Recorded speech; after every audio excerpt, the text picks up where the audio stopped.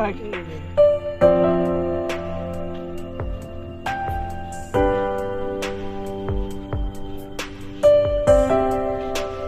Guys, story hari ini kita akan mancing. Kita lepas ini.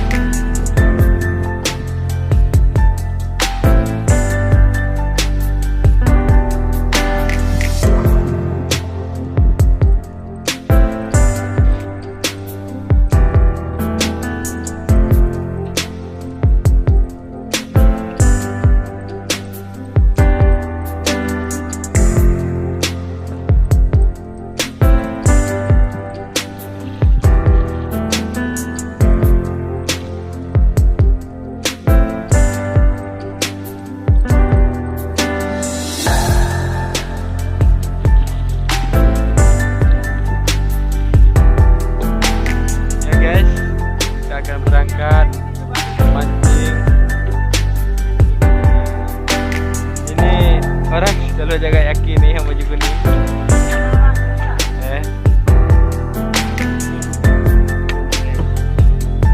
Ini pawang dan gabus. Marcel.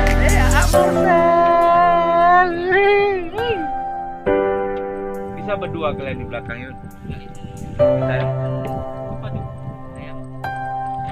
Satu lagi. Saya ini. Nanti paling juga boleh. Mana apa? Celok puduk ino menteng.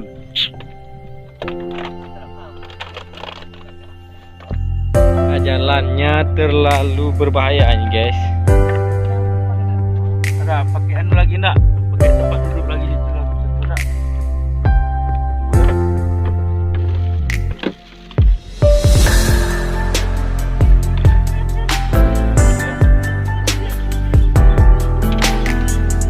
Roboh lah nanti itu.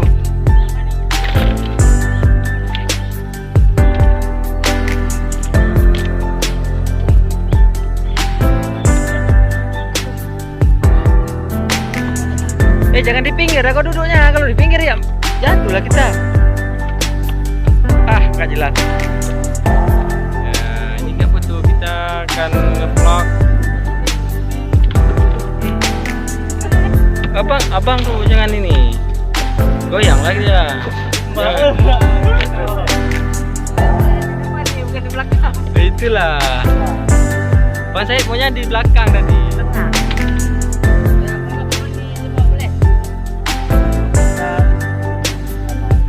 Ini beban yang di depan.